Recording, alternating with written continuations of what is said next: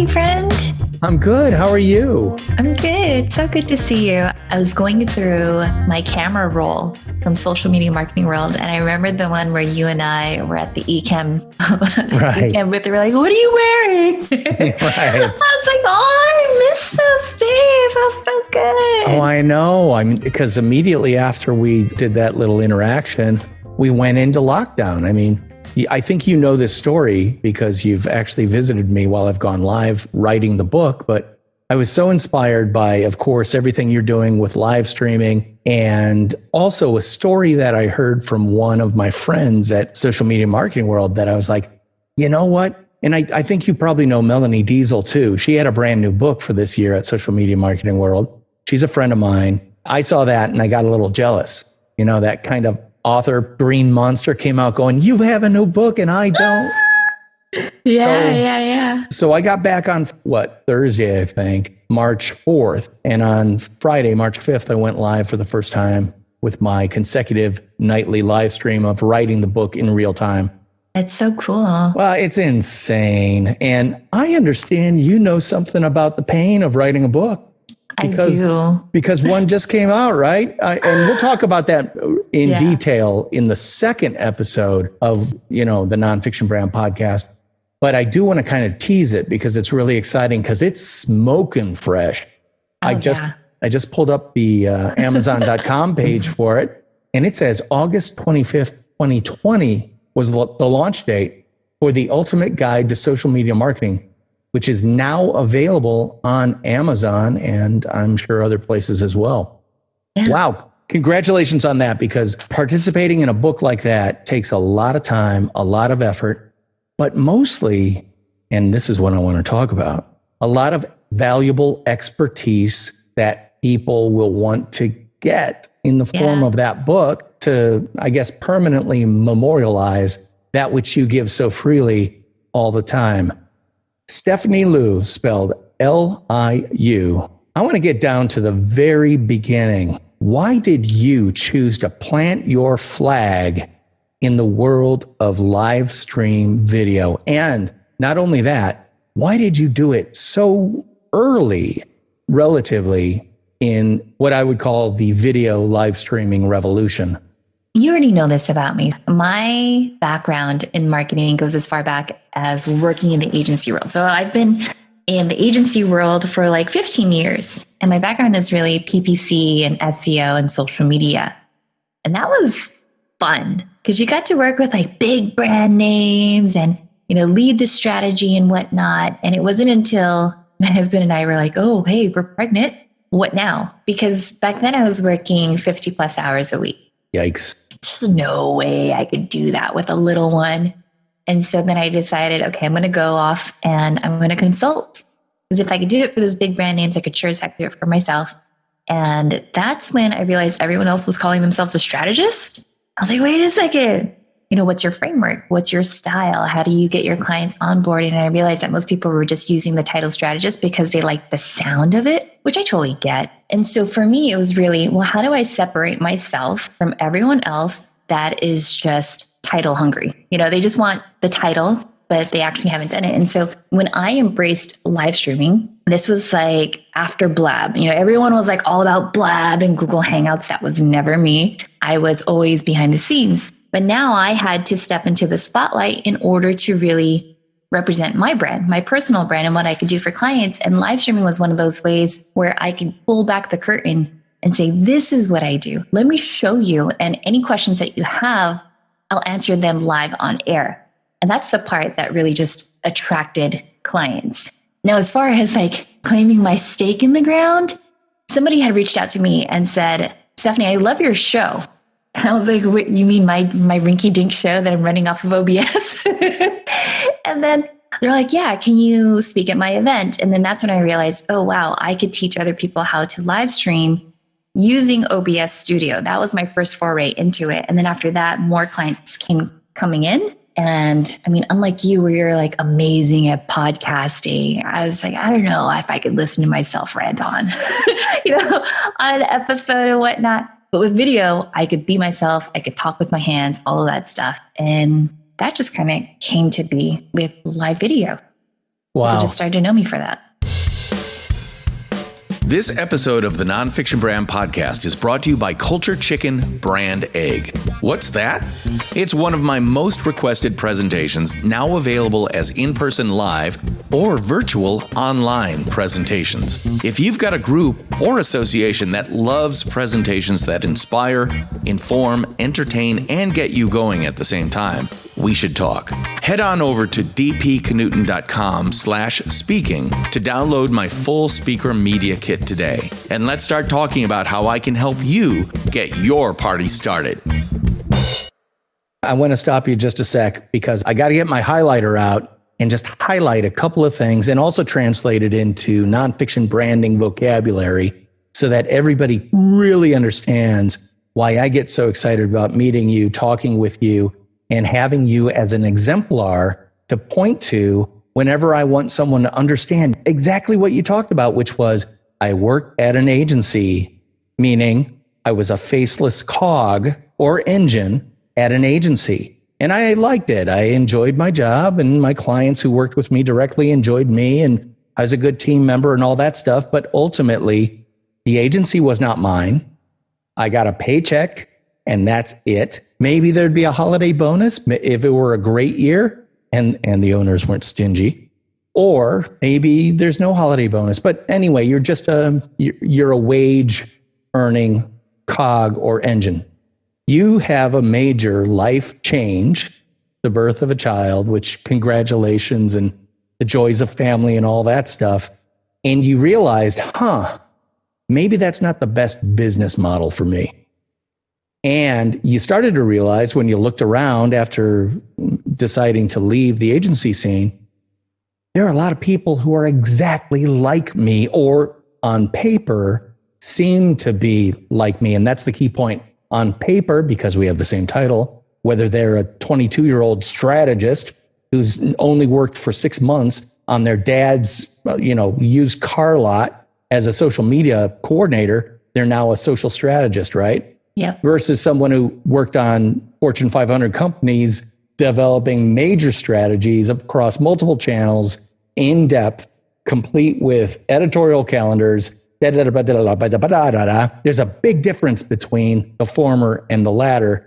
And what you chose to do was differentiate yourself from the low power, low wattage, low horsepower engine and identify yourself as, I'm a pretty high power, high horsepower professional, and I'm going to prove it by showing it. Yes. And did I kind of capture what you were thinking or Absolutely. What you said before? Absolutely. Because the other thing too is that when I left the agency world, I was so surprised at how much people were charging for their services. And I was like, wow, this pales so much in comparison from agency pricing of everything that's involved, from pre-planning to production to post-promotion, all of that stuff. And to see people, on Fiverr, claiming to be a strategist was just very off-putting. I'm like, wow, if you hire someone like that, this is what you're missing out on. And so then being able to have my own show, it wasn't just about talking the talk, it's about walking the walk and showing them exactly how it's done, explaining why certain tactics are done in the fashion that they are because it works. And these are the results that we've got. That was very helpful in also establishing what my price point was going to be. It was very much like, okay, if you're looking for $15 an hour, I am not your $15 an hour strategist, right? I'm very much the one where if you want to know how social is going to factor in all facets of online marketing, then let's talk about that. Let's talk about beginning, middle, and end and how it works with PR and radio and digital and paid media, because that's where I shine. And so that was very helpful in building that agency. I think you did something really smart at the beginning too, which was I recognize something about yourself and know something about yourself, which is if you, Stephanie Liu, were a restaurant, you're not a quick serve restaurant with a drive-through. You are a, meet at the front door, walk in, here's our sommelier. He's going to ask you about your preferences when it comes to wine and won't bother you again for half an hour because he's already down in the cellars looking for the right bottle. And, you're getting an amuse-bouche from the chef, and you've got a server who's coming over and understanding if you have any dietary issues or challenges or desires. You're a white tablecloth restaurant with a gold-plated dinner mint at the end of it. Yeah, I mean, that's everything that I've always done for clients in the agency. And that's the same thing that I wanted to offer, even leaving the agency. And it's, you feel bad for like the mom and pop businesses, the small businesses where they get lured into, I'll do X amount of posts for you for this many $100 without really understanding the strategy or the reasoning behind it. Like, why are you posting every day at this time? Or why do you want me to have like Tech Tuesday and whatever Wednesday? It's just like, what's the thought and the thinking behind that? So it was very eye-opening to come across that. And so just to be on camera and to rant a bit about like, stop doing that. You have to rise above the noise and offer value. And I think these days, especially now, value is one of the most important currencies. If you could offer your audience and your clients value, that's going to help them not only short-term, but long-term. So that way they could build their legacy, then that's going to be much more worthwhile. Because these days, if you're creating content, it's not just about like that one served dish, right? It's how do I take the scraps over from that piece of content and repurpose it into another dish that I could keep serving out to my audience. And I know that they'll want to keep coming back for more. Well, and that's the key thing, because that value proposition is what people are actually buying. One, the value that you can provide for me might be pain relief. Just take this off my shoulders and let me know that on Friday, I can look at a report and go, great, I've got numbers for Monday when my boss asks me, I can go have a great weekend. That's a tremendous value to me. And by the way, since I don't own this company and I've got a budget and you meet that budget, I will pay what you charge happily because of the value you provide me. Oh, and the agency, but mostly for the value you provide me. The buyer is always me oriented, whether it's the owner of the business or the buyer who works for that business. Why am I buying from you? Well, I get a bonus for saving money, so I'm going with the lowest price provider in every instance. So I go with the lowest price person because I get a tremendous value out of that. I don't care about it. Anyway, I'm kind of blathering, but I want people to understand what I think you mean by value is exactly what I am writing about in the new book I'm working on. I like to point out that picture 2 wristwatches. You've got a Rolex Submariner stainless steel, $5,000 list price. On the other wrist, you've got a Timex Ironman that you got at Walmart for $34. Which one is more valuable? Well, everyone's going to say, well, the Rolex is. And then I say, wait a minute. You're a marathon athlete. Which one is more valuable to you? The one that can give you split times, that can give you automatic cadence counts and all that stuff, or the one that weighs like a brick on mile 22? It's kind of a strange comparison, but it's absolutely true. If you're a mother and you can get 3 more hours out of a day, what would you pay for that? Especially 3 more hours for you out of a day. What's that worth to you? I mean, tremendously valuable. It's life-changing. Yeah, and I think that's also helpful for a lot of people to understand too, is how you're highlighting those benefits and those values and speaking in the language of your audience. So it's not always about price. Yeah. It's not always about price. And even like the one analogy that I use for my clients too, we start off with a story of like, have you ever gone to the salon and, when the nail tech asks you, do you want a regular manicure or do you want the gel manicure? Because the gel manicure is going to last for 2 weeks. Have you ever made the mistake of saying regular manicure and then as soon as you get home, boom, it's chipped? And you're like, oh, I spent all that time and I have to go back and fix it. But when you invest a little bit more, then it lasts a bit longer. And that story always resonated especially with my stakeholders are like, oh, you are so right. Because it's the most frustrating thing when you've invested your time and then in just a matter of minutes, poof, it's all gone.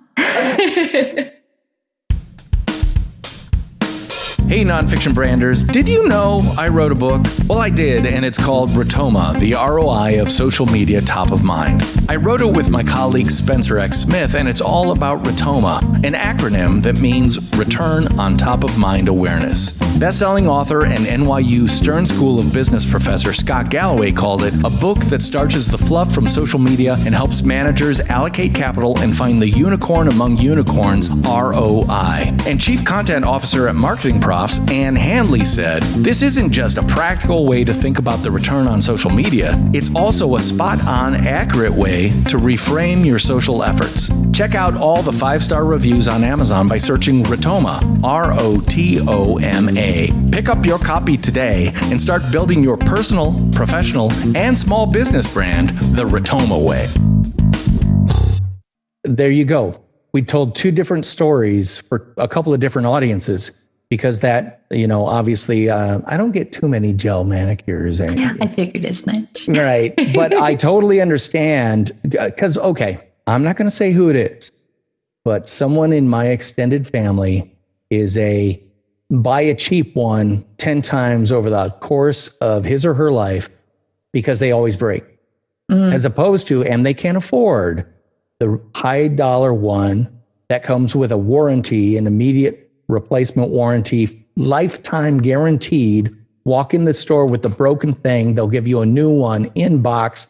They can afford that, but they would rather cheap out over and over and over again. If you are that and you're happy to be that, go ahead, be McDonald's because they make a ton of money on cheap burgers. But if you want to develop a personal brand like a Gordon Ramsay or someone like that, you don't cheap out ever. In fact, you are known for, being violent about anyone wanting to cut corners. Yeah. And that makes for great TV, by the way.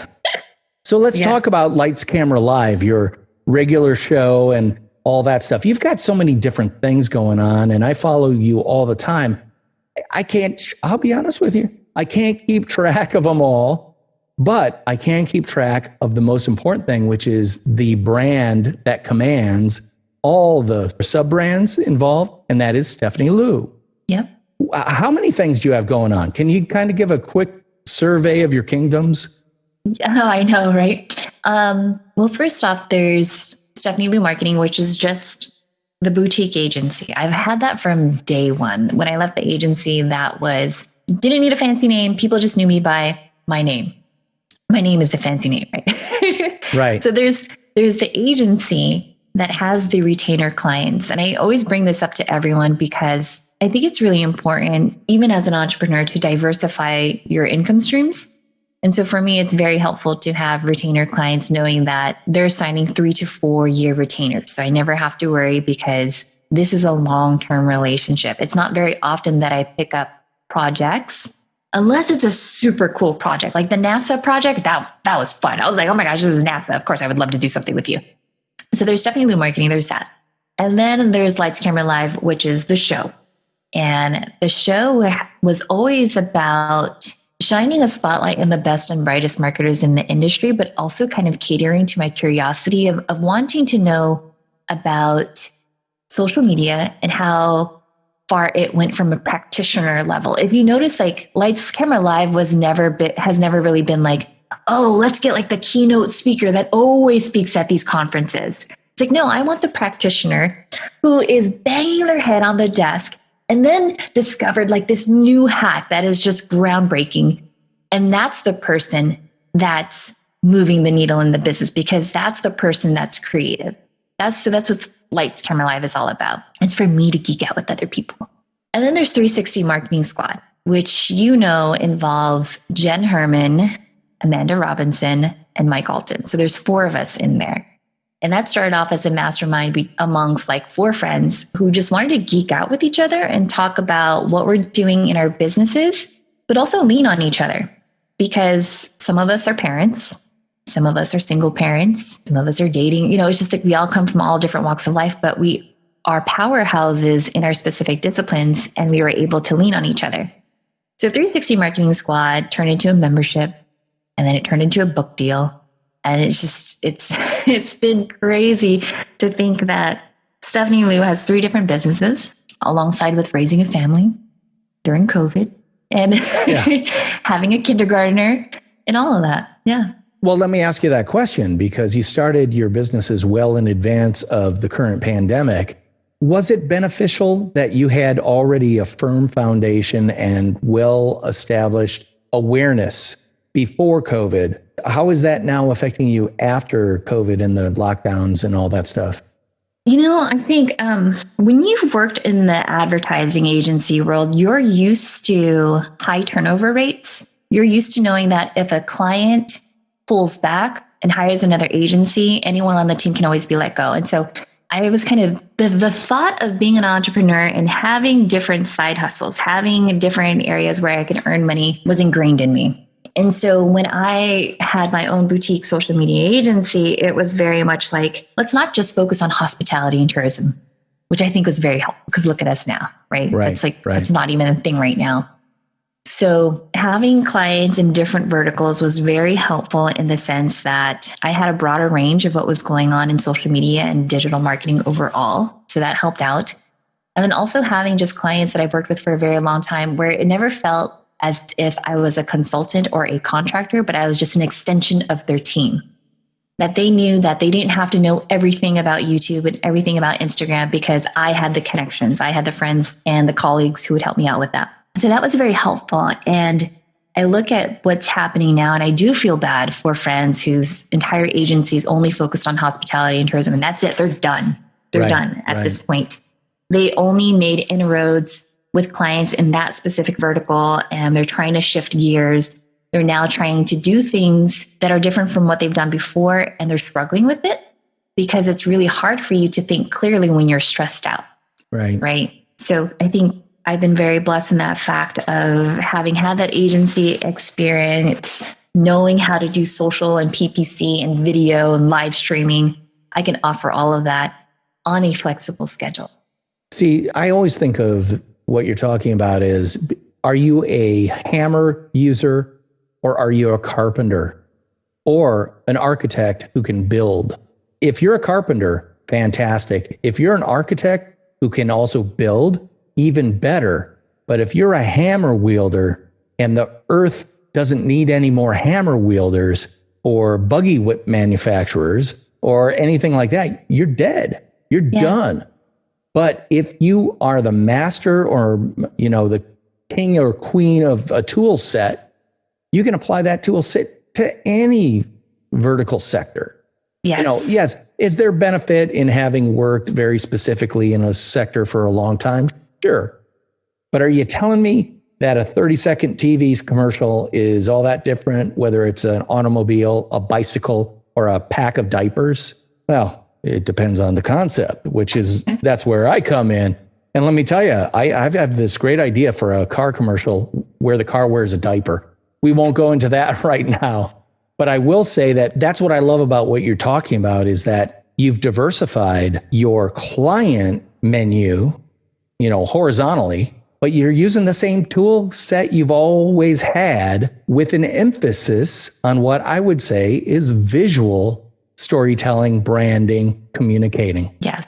I think there are only a handful of major areas: audio, podcast, radio, visual still image, where you've got photography, still photography, or illustration, or infographics, or website, web design, all that stuff. You've got motion, which is all video.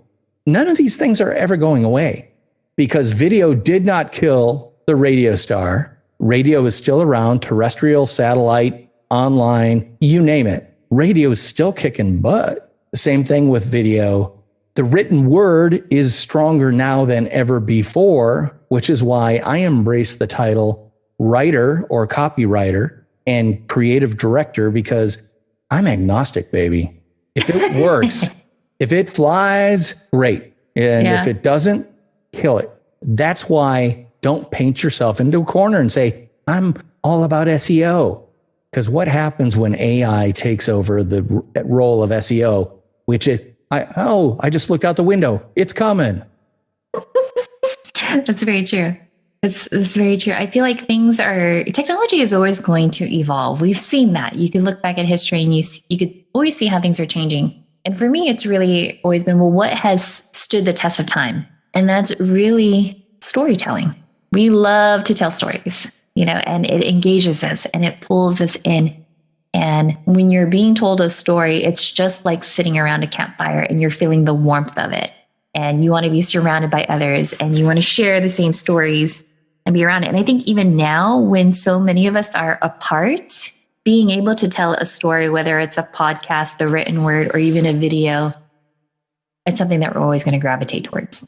And that's a perfect segue into the topic of next week's episode, which is The Ultimate Guide to Social Media Marketing, a book that Stephanie Liu has written with, Jen Herman, Eric Butenow, Amanda Robinson, and one more. Who is that one more? Mike Alton.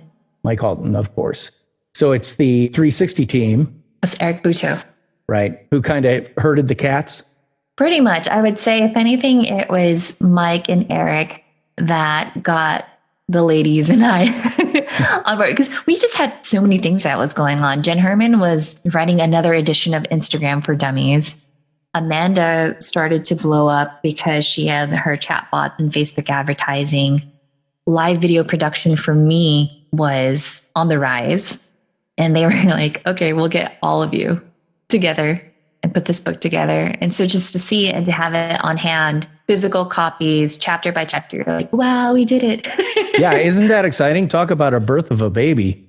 Did you get a whole box of these and open it up and go, oh my Lord, look at this? Yeah, our publisher, Entrepreneur Press, sent us each 10 copies. And so we had a big unboxing video on Entrepreneur's Facebook page, which, by the way, I was just like, how many fans do they have? Wow. And it was funny because I was telling everyone, I was like, okay, I know we're used to doing live video and we're all very quirky, but also know that this video is going to be cross-posted on someone else's channel. So let's kind of behave a little bit. And because you're going to be unboxing, pay attention to what you're doing with your scissors or your box cutters, because the last thing I want is to have to cut the feed because someone hurt themselves. Yeah, no kidding. How exciting is that? Well, we're going to be talking about that book in depth next week. But for now, I want to, did I ever introduce you? I mentioned your name, but I'm talking with Stephanie Liu, who is just a fantastic friend. Her Lights, Camera, Live, I don't know what to call it, channel, show, yeah. Kingdom. I'm going to call it a kingdom because you are the empress of that kingdom, is fantastic. How can people follow you if they want to get an idea of who you are, what you do, and how you do it? Yeah, the best place to find me would be at lightscameralive.com. That's everything that you'll find about upcoming events, blog recaps, resources, cheat sheets, all of that stuff is there. But if you want to be like DP and geek out with me, then the best place is really the social media strategists group, because that's where I'm usually beta testing something. And I'm like, hey, I need someone to jump on this Ecamm Live and just test out this new feature. That's the best place to like really geek out and ask your questions. And that's a Facebook group? Mm-hmm. Is that open to anybody who might be interested? Open to anyone that's interested, as long as you're not a spammer. Oh, yeah. There are some rules. It's all about helping each other and raising questions, and no, don't sell your services, stuff, the typical be a good guy. Be a good person. Yeah, I mean, eventually if you offer enough value, which you and I were just talking about, people will gravitate towards you, but if you're in there to be like, I slashed my prices by 50%, like that just comes off so terrible. Yeah, for sure. Well, anyway, we're going to talk more about that, but mostly about the book next time. For now, thank you for listening to the Nonfiction Brand Podcast. I'm your host, DP Knudten, and she is Stephanie Liu. And we'll be talking at you next week. Bye-bye.